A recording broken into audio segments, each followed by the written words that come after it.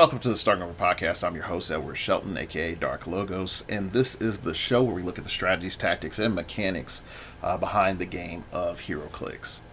All right, man, it's been a while.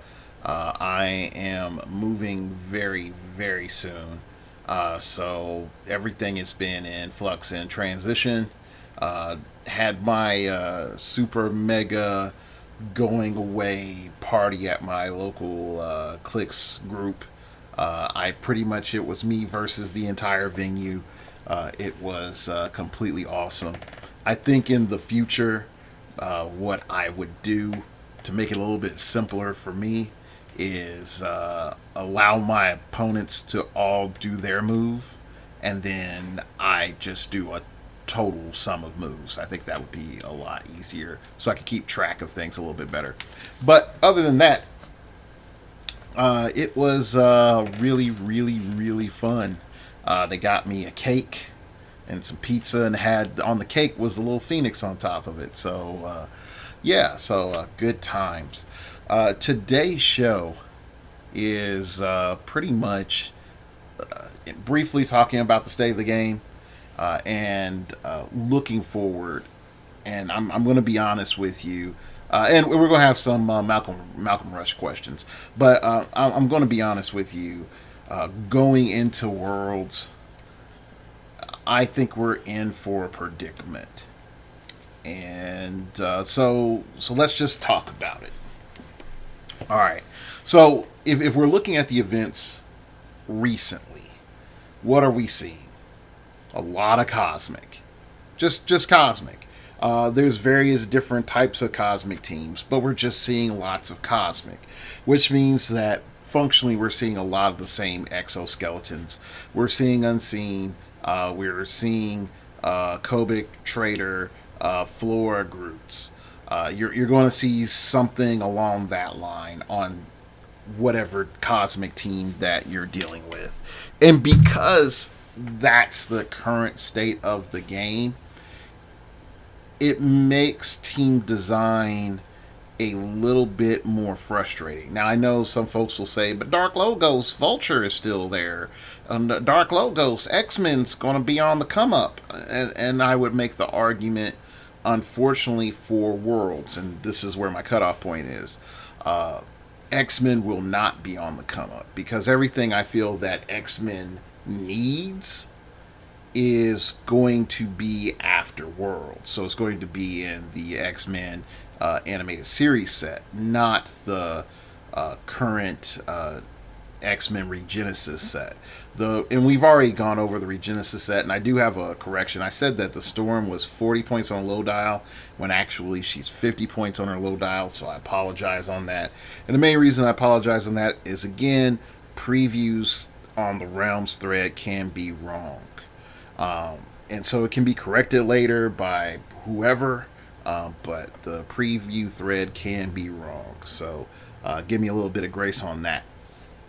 All right. So let's keep looking at this. So when we start like breaking down some, I would say, more raw numbers, we see a couple of major issues. And I think one of the first major issues I feel like we've had for years, and I call it the low spam problem. So the low spam problem has existed technically since the first Avengers carded Scarlet Witch. Okay. And I know some of you are like, what? I'm like, yeah, this is an old problem. And it's a problem from game design because they couldn't figure a lot of stuff out. So Scarlet Witch, number 57, the super rare, is prob and 35 points.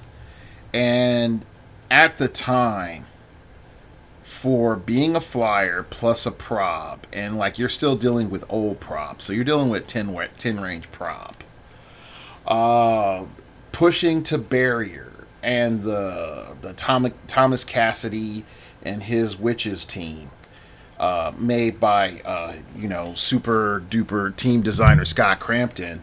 I run in the future will run one of the most lucrative businesses ever made. I say that very respectfully, not as a jab. Uh,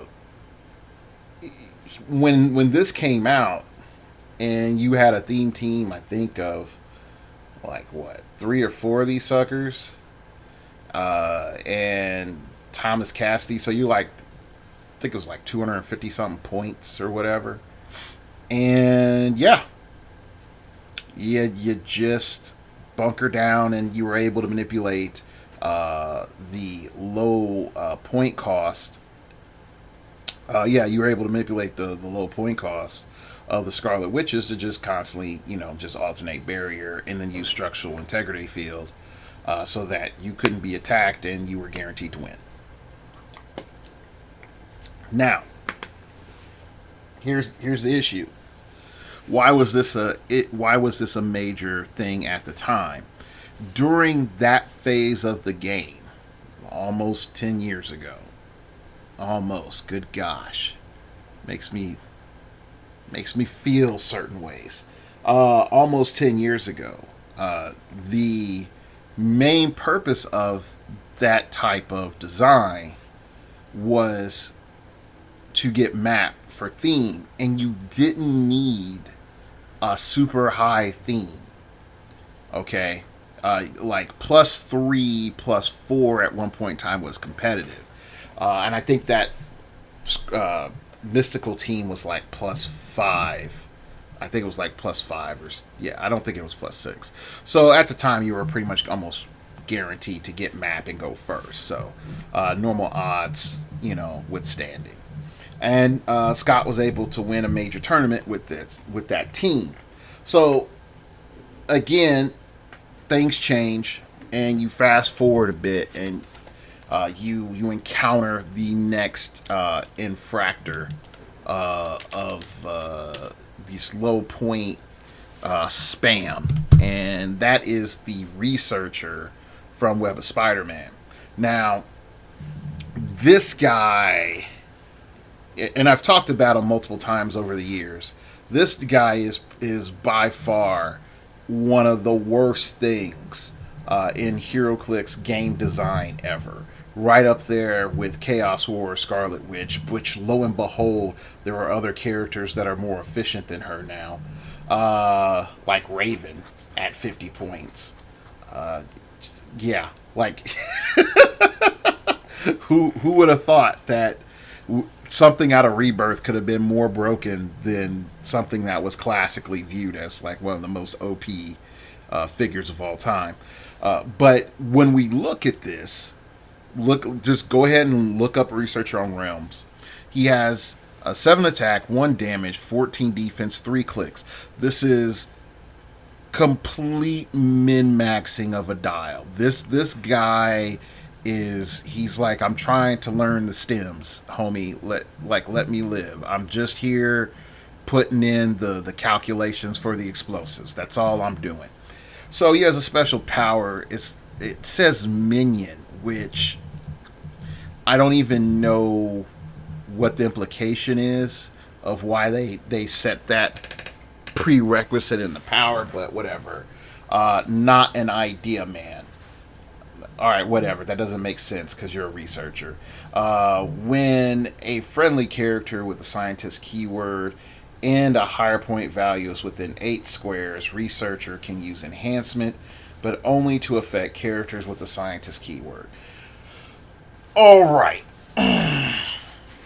Now, anyone that's played this game for any period of time understands how powerful enhancement is, because this is a range-based game. I would say 7 times out of 10. Melee is actually in a better place than it's ever been before, which is great.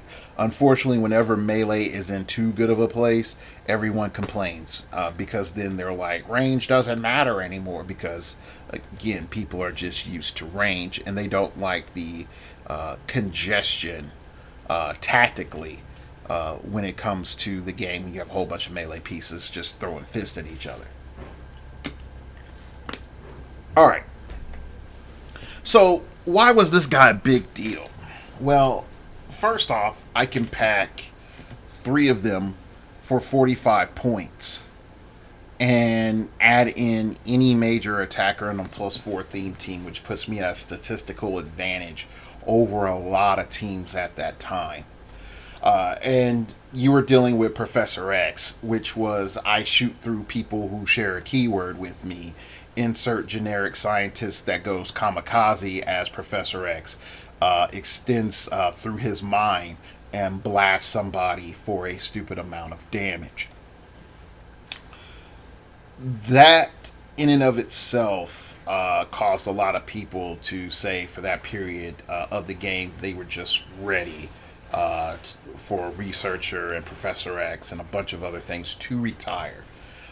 Because when we started looking at the state of the game, there were too many things that you could do with Scientist and be abusive at the same time in terms of getting +2 map.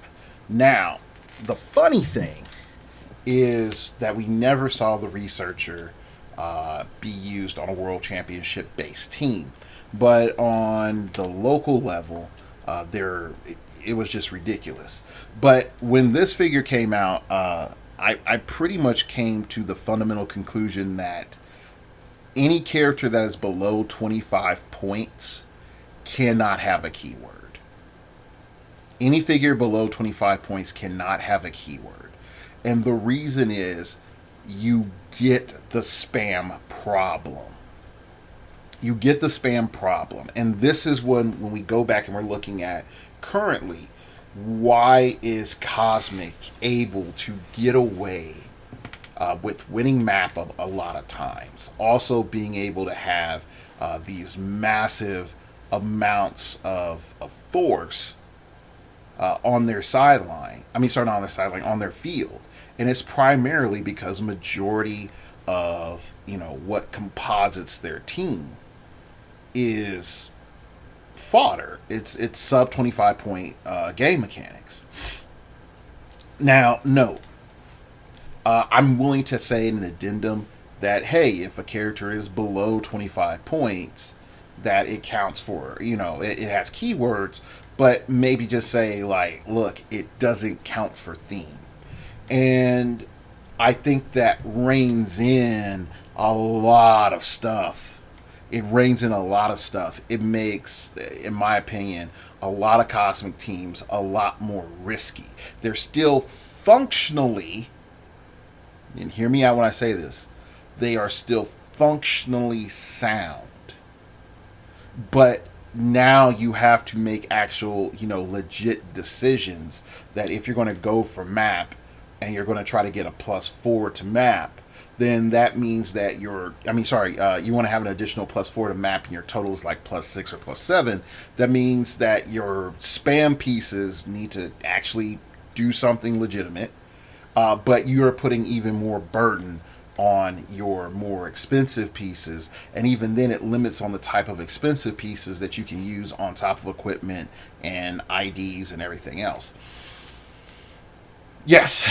All right. So when we keep looking at the current state of the game, why is map important? Okay.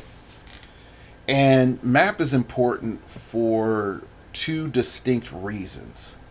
One, because of the induction of the rock maps, there are more competitive, more limiting, a lot more limiting maps that have entered into the game pool, which makes design, in my opinion, a lot harder.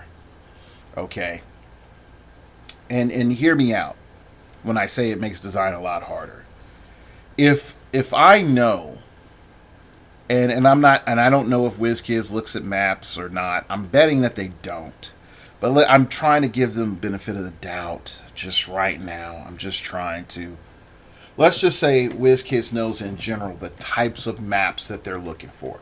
So before they send them off to Steve, they're like, look, Steve, we need the maps to in general look like this.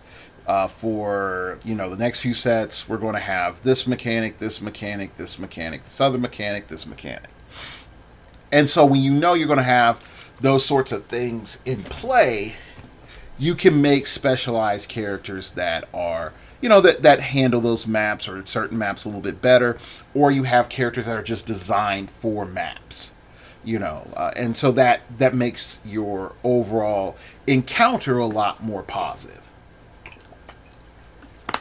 All right. So, we take this a step further.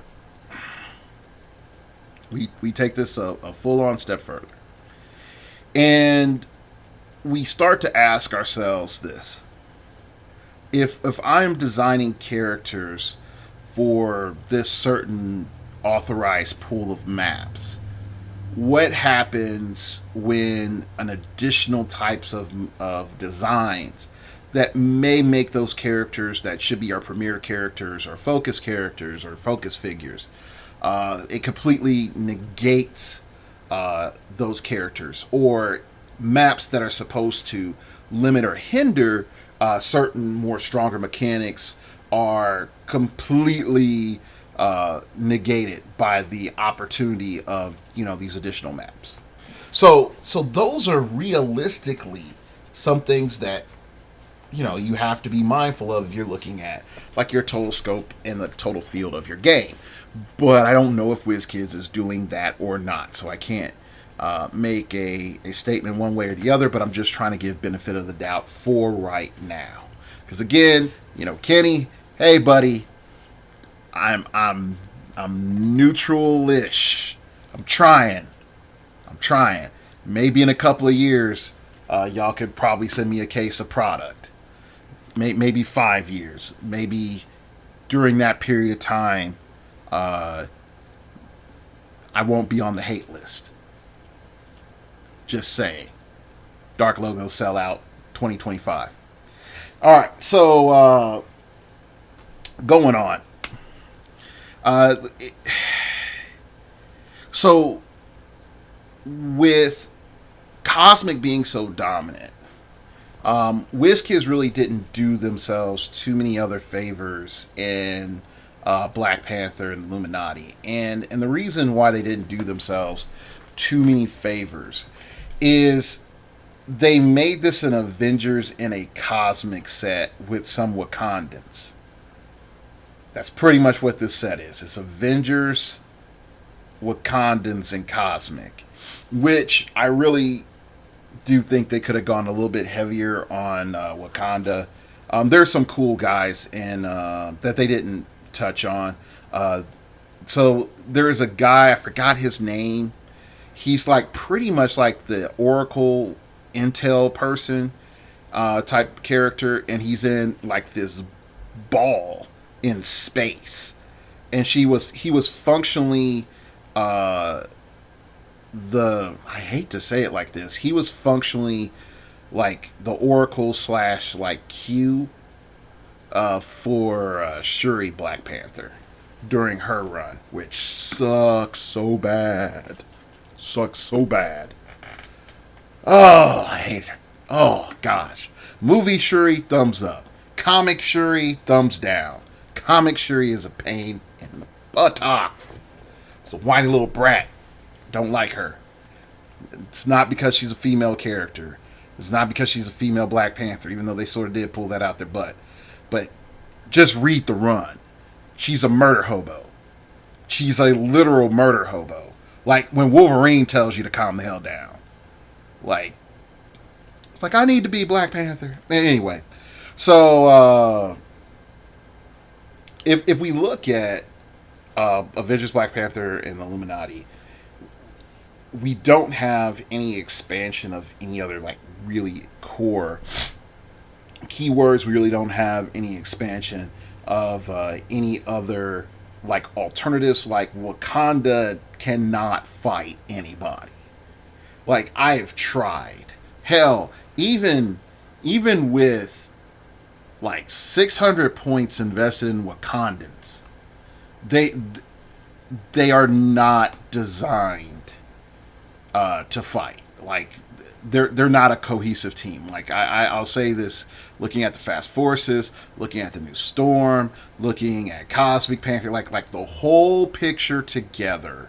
Like even if I was able to add in Wakabi and White Wolf and everything else, they are crap. They're crap. Like AIM is a way better unit than Wakanda is. And that's not me just being like, oh, it's just my opinion. No, like literally way better for the points. Just look at the equivalent buffing. Like if I had Red Skull with the Cosmic Cube versus Cosmic Panther at 150, sort of plausible, and no equipment, no IDs, and then we were building a 300 point team. And I had to pick Wakandans to like back me up. No, nope. AIM will kick my butt. AIM will kick my butt. Like the AIM red, blue, and white squads are just way too good.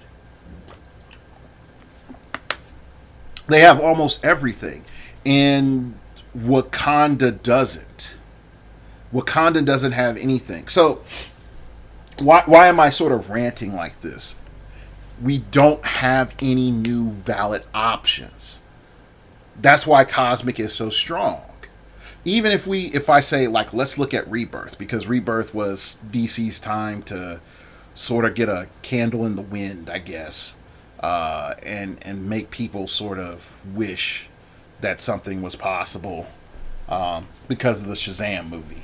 Because the Shazam movie was good. Shazam movie was real good. I enjoyed it. But this set is crap, minus the Shazam and Black Adam and Oz and a few others. But when we look at our options, you should have been able to say, hey guys, we have given you a lot of Teen Titans. We have given you a lot of Bat Family. We have given you, well, maybe not a lot of Bat Family. We've given you some Bat Family. We've given you some, what is it? I think it's like JSA, I think. There might be some JSA in here. Yeah, it's like Steel. Not Steel. What's his name? Flex Metallo. And like Commander Steel. Yeah. So we've given you some JSA. You've been given some good stuff. All right. You have some, like, hell, Billy Batson is by far the biggest homie of them all. Like, he's massaging Fawcett City, Justice League International, Justice Society, Mystical, and Reporter. Like, he's coming up there. He's like, I am, number one. Like, you're going to be running me. I have 3 Billies. Just because I bought a Shazam. I have 1 Shazam. Never going to run them. I want to run them. Never going to run them. Okay? But for that one time I realized, like, I can run Billy at 40. Now's the time. Hell, we haven't had a reason to run Billy at 40. We haven't. Like, real talk. Like, the way the game is, we haven't had a reason to run Billy at 40. Because I run Billy at 40, that's just another Billy I could add on my team to make whatever is broke more broke. That's it. Like, that's the honest truth. And we all know it. But, like, if we go through there, you would say to yourself, look, Justice Society, and definitely at least before retirement, has all these options. Why didn't they come up on the map? Because it's not good enough to beat Cosmic. Not when you have Mr. Oz here, who starts jacking with your TK. Which, whoever thought of that idea, I'm sorry, that's just a bad game mechanic. Like in the long run, looking at it and playing it, that's just a bad game mechanic. Because too much of the game is dependent on TK, and unless you're going to start introducing more characters like Sam Cap, you really are reducing the amount of aggression a team can have.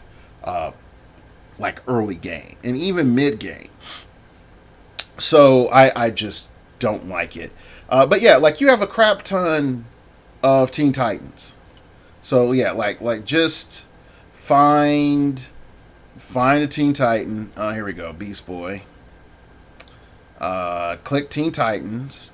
And yeah, Rebirth. Like, yeah, let's see. Kid Flash, Power Girl, Nightwing, Aqualad, Cyborg, Jericho, Ravager, Terra, Tempest, Superboy, Beast Boy, Bumblebee, Raven, another Robin. Okay, that's Damian Wayne Robin, Starfire. Why can't I build a team? Why do I not have something comparable to X-Men? Why do they not like work cohesively together to give me something competitive? Okay, you can make the argument, oh, but Dark Logos, look at Avengers. Avengers just has a lot of people and it just sort of comes together. No, Avengers comes together in multitudes of ways because there's a ton of different mechanics that allow them to trigger off various characters that have that power with that keyword.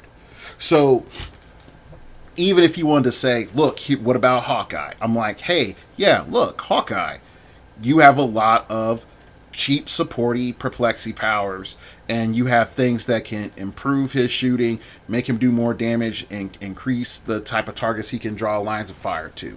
With the Hulk, you can easily use Captain America Resilient and trigger off something with that, with some sort of hypertaxi, which you have with Voyager. You can go through and just have like a standard beat stick support and secondary attacker setup, however you want. Like, there are enough overlapping mechanics to make them good. X-Men, minus the Headmaster thing. Actually, no, I take that back. The Headmaster thing made X-Men top tier. And at least for a period. And with, realistically, with Hawkeye gone and Vulture looking a little bit more really risque, there is no reason why X-Men can't come back other than the fact that the other teams can just outspam X-Men for plus to map. Just can. Cosmic just outspams X-Men, and has heavier firepower. And that's silly to say when every one of the headmasters literally has leadership and a perplex. So if I have 6 perplexes on my team, and it's still not good enough to deal with a keyword that may have 2 to 3, and maybe one of them being a super perplex because of Star Fox, and it's not even close to comparable, and most people would rather run the Cosmic team instead of even looking at X-Men, then we know we have a severe problem. We have a severe game design and game state problem. Now, realistically, there are multiple ways of solving this. And I think that we won't do most of it. We won't do most of the solutions to actually make things better. I'm just going to be honest. So, the first thing is, I would put out a hit list. And just pure and simple, like, if someone puts out a hit list, and unfortunately, I'm mildly calling out Pat. If you listen to the Pat show, you'll understand why I'm mildly calling out Pat. Pat put out a hit list, and just be like $5 store credit, on Majestic CCG. Play break in the top 8. You get $5 store credit with this month using these keywords or these figures. Win a rock, win a map with this figure. That no one's using, but everyone thinks, people think it's competitive. Just so that we can get some ideas out there. And I think that's necessary because right now the motivation to deviate from the tools of Cosmic is not there. So I'll even emphasize. I'll even emphasize this.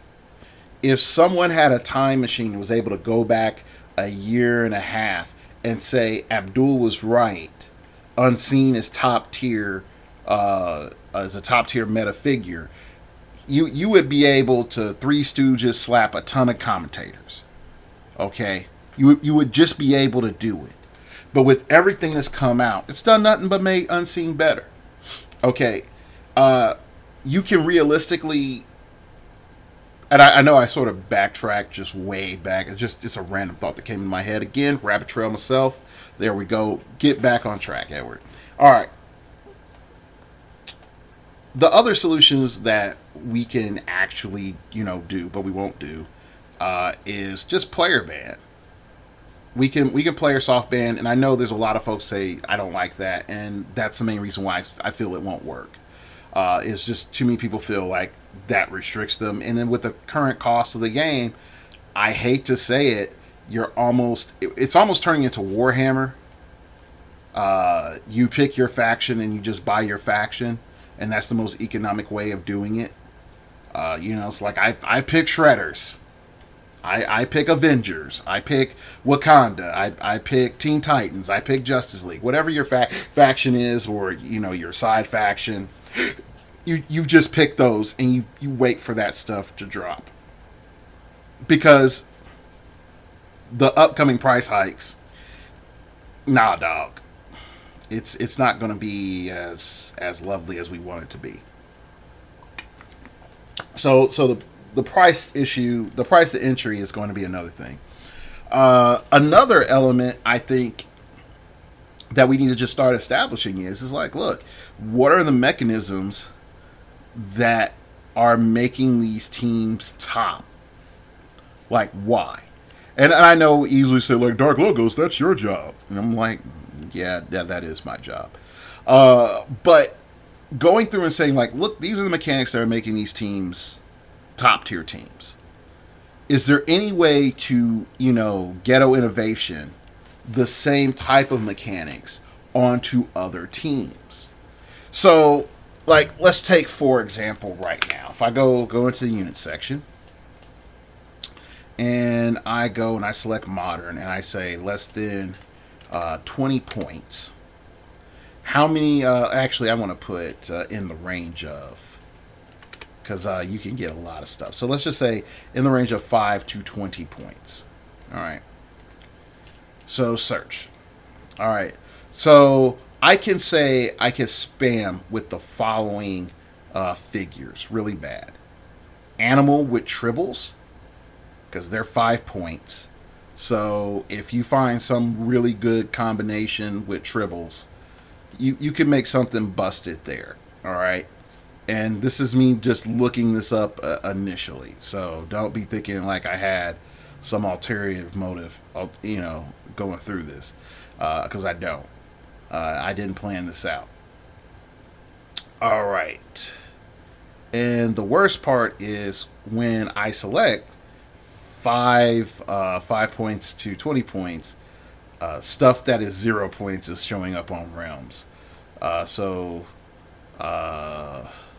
anybody that's doing that filtering and stuff, there shouldn't be a reason why I should be pulling up Tank and Monolith and Crimson Sage and Steelbow, because they're all free.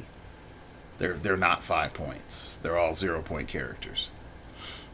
Okay, so we're gonna keep going. Like, and this is the real problem. Is okay. So I should have seen. Okay, I may have messed up with my edits. So give me a second here. In the range of 5 to 20. Modern Age search. Alright, there we go. Here we go. Now we're cooking with gas. Alright, so we have Shredder Illusion. That opens up Martial Artist, Mystical, TMNT Villain, but no one's playing that.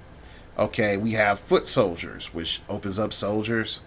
Uh, and yeah. Uh, then let's see what else we have.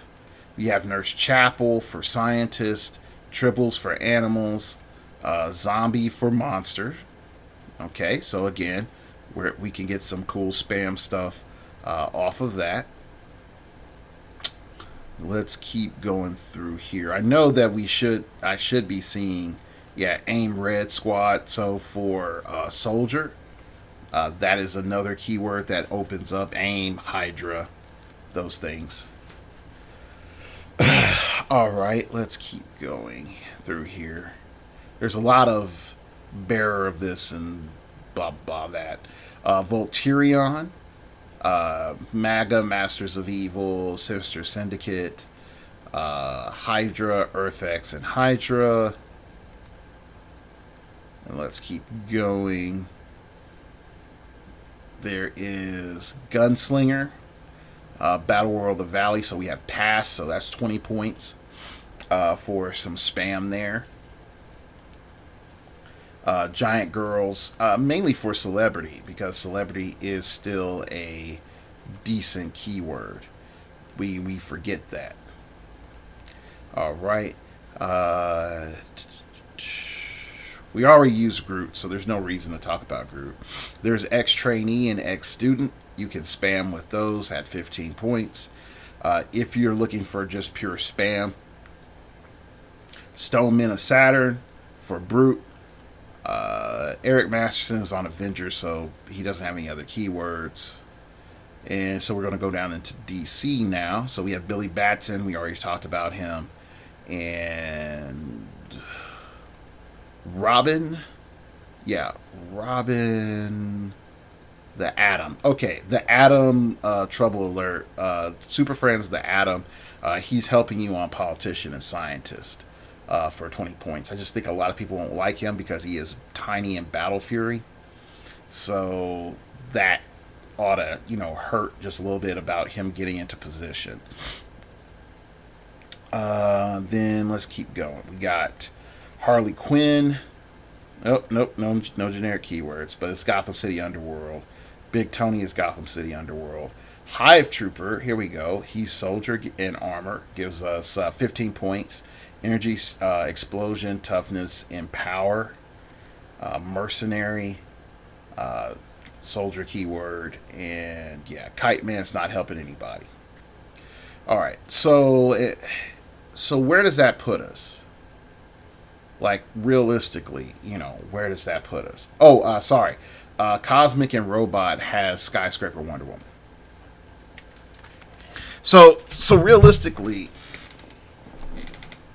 those are some keywords that can currently spam now, like even generic keywords that can currently spam now. But why aren't we seeing those? Why aren't we seeing those keywords? Why aren't we seeing that text sort of come into play? Is it because it's just that much harder to use, or is it just the fact that like the market leaders really haven't presented those ideas, so the rest of clickdom isn't looking at it? The tastemakers aren't playing it. That's why it's not going down. So I mean, there is that. It's easy to say there are no solutions when we don't go and look for new solutions and we're not trying different things. But I do still admit, and it does not detract from, there's just some things in the game that's a problem. It's just some things in the game that's a problem. I feel Thanos is a problem. I'm not going to hate on anybody playing Thanos, but Ultra Chase Thanos is a problem. I would also say, hey, the spamming of the Floras and the Groots is also a problem. I've taken advantage of it. I bought multiple Skyscraper Wonder Womans because she can be spammable.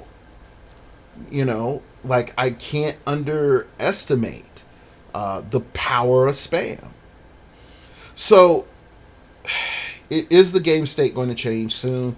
Star Trek, there is a lot of broke stuff in Star Trek from what I've seen so far. I can't talk about everything until we can get some stuff verified, and even with from a team perspective, there's some things I got to keep under wraps. But oh man, Star Trek is going to be fun. My only concern with Star Trek is will will people just look at Star Trek and see Borg Queen and maybe see a few other handful of characters and then just say like, "Oh, that's the shirtless Kirk of the set." So that's all I have to think about. Bye. Like I don't think that's a good idea. I feel that this next gen set is a very robust 5 star meal of a set. Unfortunately, I think the short supply of it, the gravity feed, the increased cost, and just a lot of people wondering, the old commercial, "Where's the beef?" It's like, "Where's the cosmic? You're in space. Where's the cosmic?" Uh, I think that the lack of those things will deter some people from buying the set, and I think that would be sad. But, buddy, buddy, don't sleep on Star Trek. Don't phaser your butt. Yeah. All right, so let's get to some Malcolm Rush questions. All right, so question one: with WWE HeroClix coming soon, number one, what other powers and abilities should be included in the Circle Power set, and which color and which slot should it be? Truthfully, I don't know. Uh, I don't know. I need to wait until everything drops before I make a opinion on it. Uh, there's some cool ideas I've had in the past. I don't know how I would or why would it be made a standard power right now. So I'll decline on this one. Number two, what names would you give them and what would it say? Well, same thing. Which WWE wrestler should get that power and abilities? I'm 0 for 3. Should WWE HeroClix powers and abilities, Circle Power, should be allowed in non-WWE HeroClix? Yes. Yes, they need to be. And the reason why is I feel HeroClix is encountering uh, a problem.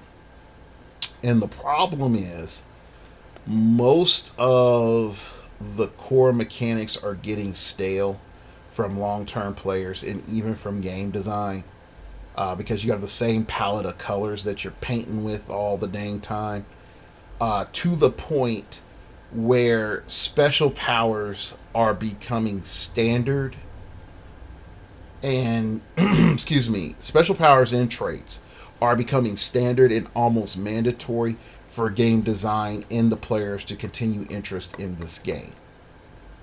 So the circle powers I feel are necessary so that tactics develop for a period of time. The game is new. There's new stuff. We can calm the hell down just a little bit on the special powers, and we can focus back on power combinations just a bit. And I would even say one of the bigger problems that the game has right now is that special powers being so ambiguous has allowed for power creep that can't be objectively contained. And so you could say, "Oh, that's not so bad in this group of player base," and it can be completely oppressive in another, player base. Versus standard powers, I would say that would be more limiting on skill set and depth of understanding of the game. Versus, look, I have a special power that just says if you're on column A, B, C, and D, I get to roll a dice, and if I roll evens, automatically you take 2 unavoidable damage. Whatever, because I'm the alphabet man or whatever. If you had a character like that, it could have some stupid power just exactly like that. But while it's interesting, it would be better, if Alphabet Man, if he was like a strong, bruiser type guy, but set up traps. If he had like, hey, guess what? He had pin, and he also had, off the ropes, and he's able to do that. Then you can start seeing like, oh well, cool, he does that thing, and then he's able to put Smoke Cloud down for free. And if the beginning of his next turn, if there's an opposing character in the Smoke Cloud, deal that character 1 unavoidable damage. Yeah, like you start to be able to reel in a lot of the boredom. Okay, that's realistically what it is, and I'll say this from my own experience. I used to love Pokemon, like love Pokemon. I used to play competitively against one guy at the youth Bible study when I was in college. He and I would just talk Pokemon, play Pokemon, link cable battle all the time. And then I got a cheat device. And the moment I got the cheat device, the first 2 weeks, it was so fun. I was able to design perfect Pokemon, and the Pokemon had the moves that I wanted, and they had everything. They had the perfect stats, they had the perfect personalities, and I would load them onto my N64, and I would have Pokemon with moves that they shouldn't have, and have them fight. And it was great. And then I got bored. And I tried playing Standard again. And then I quickly realized there was no reason to play Standard, because every other figure that I made would be inferior to my cheap device made Pokemon. And so that just allowed me to put down Pokemon. And I didn't play after that. And I look at the same thing with game design. Is once you can cheat code in everything that you want, and there's every Superman you've done every variation of Superman that you can do. Low cost Superman, high cost Superman, God mode Superman, energy Superman, this storyline Superman, this other storyline Superman, and you add in all the little cool variations and plot things that Superman did, represented through special powers. Eventually, you're just like, oh my gosh, you're telling me I have to literally make another Superman? Come on. You'll get bored. So yeah, we need to mix in the WWE powers. What limit should the circle powers abilities have so not to make the WWE heroclix broken? I think they need to primarily be melee focused, in all honesty, and then introduce those melee elements to other melee figures throughout the game. I think to balance out WWE, I think their team ability is by far what's making them OP. Like straight up OP. Like their team ability makes them OP. I think when it comes down to the powers and we're distributing the powers to everybody else, I think the creative use of those other powers will be fine. I don't think there's anything too much that has to be limited. If you wanted to even say square powers are more range focused or just default, and this is really an easy way of doing it. Square powers are default. Round powers are melee focused powers, and you can even introduce triangle or hexagon powers are range based powers. If you did it like that, it gives a scope to the game. It makes it overly complicated and really makes it like a 14 plus game, which it already sort of is, but it solidifies that it's a 14 plus game. So I think if you did that, it would allow for people to see more directly uh, what stuff is doing or what type of character it is. If you have a mix 'em up character, then you're going to see squares and triangles and circles. And so if you see that, you're like, oh well, on attack he has a lot of triangles. Like, okay, so he's primarily a ranged attacker, but he has circle defense, so he's probably a little bit more stout up close. Oh, he has a range value of 6. Okay, so that's how they're balancing him out. So his range value isn't too stupid. Things like that. I think that would be really good game design.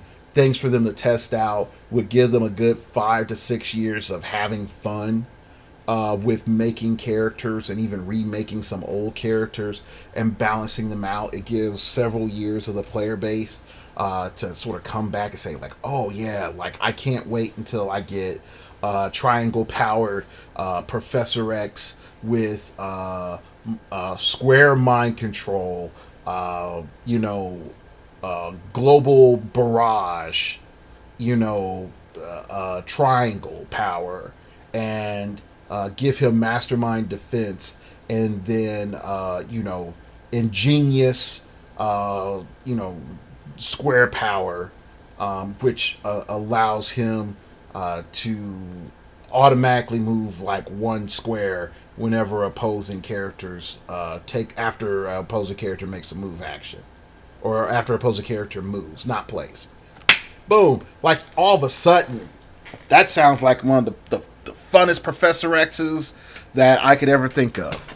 Okay, so that could be a thing, but I think it requires WizKids to number one, like, start looking downfield and say, like, all right, let's use WWE with the circle powers as the basis of our melee guys. We have a standard universal with the square. What other shape are we going to use? Let's just open this all up at once. Let people understand that the circle and the triangles are going to be edited heavily in the next 2 to 3 years. Don't get too attached to it. Just like the pack, whenever the pack gets relooked at, everybody, wags a finger and stuff. But I think it would be great for the game for the next 5 to 6 years. And then we'll go back to being bored. And then they'll have to figure something else. The problem that WizKids is approaching with introducing the circle powers is this. It's the same problem that currently Pokemon is dealing with. You have so much stuff, eventually your game can't be contained and be balanced because of the amount of stuff that you have. And then once you start stripping those things away, you start to see, I hate to say this, the hollowness of your game. The same thing that WoW's dealing with right now. Like, they added so much crap on that people don't like the game. But WoW Classic, everybody's about to like hit their mother over the head with a 2x4 to get a copy. And I'm not a WoW player. I never was. I was a City of Heroes player. Like, we're diametrically opposed. So that's how I saw it. Let's keep going. How would you make tag team work for heroclix? I don't know. I realistically don't know how I would do tag team. I don't really think I would want to have a tag team mechanic realistically, because if I did, it would just work like AE. Which WWE superstar do you want to see in future sets? The Rock. I mean, come on. Like, you didn't even need to write that question. Everybody knows that answer. Like, The Rock. That's my guy. That is my guy. Like, I like him as, actor, but as the wrestler, That's my guy. That was my guy. You're gonna get Stone Cold Steve Austin, like that. Those are my people. So when I was a kid, I thought Hulk Hogan was like the greatest guy because he had a cartoon show. Now I think Hulk Hogan is okay. Like when he did NWO, I wasn't too happy. Definitely at the time, but still, like we're going to see Hogan, we're going to see Andre the Giant, we're going to see Mankind, we're going to see Undertaker. Like we already know, like as long as WWE is involved, they will shove every wrestler that they have legal likeness to make through the meat grinder to make money. Let's not kid ourselves. If they know, let's just say they're pushing Ronda Rousey. Okay, they're pushing Ronda Rousey, and they're going to go to WizKids. They're going to be like, Ronda Rousey needs to be Superwoman, and they're like, what? They're like, no, Ronda Rousey needs to be Superwoman. What were you giving Superwoman? Give that to Ronda Rousey. Okay. Yeah, with your team ability, yes. With our broke team ability. Okay. In anything else? And she needs to have a trait that she can't be outwitted because she's freaking Ronda Rousey. And they're going to be like, all right, so that's going to come up to 235 points. That's a little high. Nah. WWE Superstar, 125 points. That's what's going to happen. And if they ever really decide to push it, they're going to have the little factions that people are a part of. So they're going to come back, and after they do like the first wave of these figures, like wave 4 or 5, you're going to start getting keywords with like all the teams that they were on or the team that it represents with that outfit. Oh yeah, if they are going to pimp this out, we are going to see every wrestler we can possibly see. And the main reason I know this, not because I follow wrestling anymore, is I have a friend, keep bringing up, his name up is Jake. And Jake tells me about what WWE does. And they will do anything for a buck. If they'll bring old wrestlers out of retirement to go to Saudi Arabia to go wrestle, they will bring every image and likeness of every single wrestler they can into this game to make money. We're going to see everybody. As long as this license is in effect, we will see every wrestler that they have a legal license to have. Guarantee. I guarantee. Okay. Yeah, so there is no one they'll never make. And I'll say that like tongue in cheek, unless they are like Hogan might be the guy, or whoever gets banned from their like talk about list. Hogan might be the guy, but Hogan still makes too much money. Like they would be dumb to pass on Hogan. Like that's just free money. Like Prime Hogan, ah, ha ha. You'd be a dummy. You would be a dummy not to let that merchandise go by the wayside. Like that's free money. Hell, you'll get me to buy it. I'll have a Rock, I'll have a Stone Cold, and I'll have a freaking Hulk Hogan right there. Right there. Okay, so yeah. There's no one they're not going to print unless, like, what was that one dude that, like, roided up and like, I think he killed his wife, then killed himself or something like that? We probably won't get him. But, give it 10 years and everybody forgot about him? Yeah, we'll see him. Last question. Who are your favorite wrestlers, either in WWE or other companies? The Rock. The Rock. Him and Stone Cold. I never was a fan of Booker T. Really. Who else? I hate Triple H. I hate him with a passion. I looked at him as some people looked at John Cena.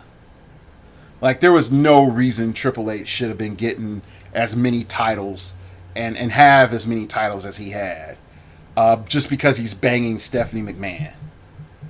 Like, figuratively in the show and in real life. He shouldn't have had as many titles as he's had. That was stupid. Like, if there was a character that did not deserve half of what it got, it was Triple H.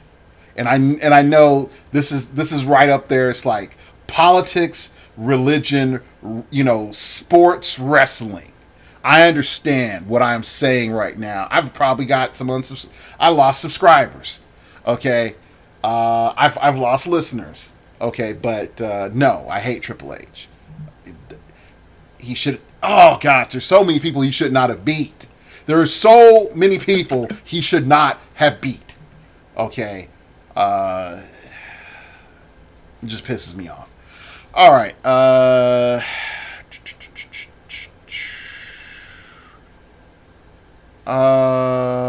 Okay. Yep.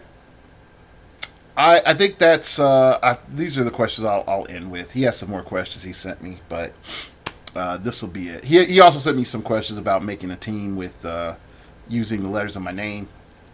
Unfortunately, my creativity sort of like was drained out of me. All right, so this is yay, we're at an hour, so yeah, that's it for today's show. Thank you for listening. You can follow me on Twitter at StartOverPod. It came from outer space and told me there is a sun that burns purple fire, and we don't know why. I don't know. It could be some weird temperature thing. It burns purple fire, I guess. Light refracting and all the other jazz. Purple fire. There we go. You can follow me on Twitter. You can, mostly to know when new shows are up. That's it. Because YouTube hates YouTubers. I think I've sort of said it in the past. The way YouTube is going, they're setting themselves up for failure, unfortunately. With the whole monetization scares and what they monetize and they don't monetize. And the main reason that I say that is I upload gigabytes of data, every time I upload a show. How long can they continue hosting that for free and not make money off of it? And you can easily say, like, a certain viral videos can make a lot of money. But even still, unless they're getting prime money from, the cable news and the late night show hosts, which I doubt. I think they are paying them. YouTube is heading down a dark money path, and it's going to get bad. And I said before, like, the only people that are going to be left are, the three people that are going to be left are the corporations, the people that will censor themselves for YouTube, and the ideologues that do not care about monetization. And the moment that full on the individuals just say screw it,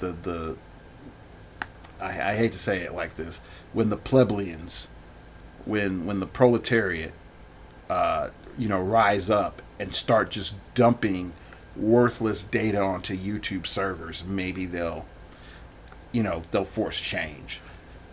But anyway, that's my thoughts. Probably unwarranted, but yeah, YouTube is good for free hosting, but I already see it. Everybody's going to Patreon. So the more crap that they give, like the less crap people give, like the worse it's going to be for YouTube. The worse it's going to be for YouTube. Because, like, once folks start getting that Patreon money rolling in, and it's sufficient, and you're back to pre-adpocalypse levels of income, the cuss words are going to come back out, the child splits, the weird, dark, programming with Elsa and Spider-Man hanging out.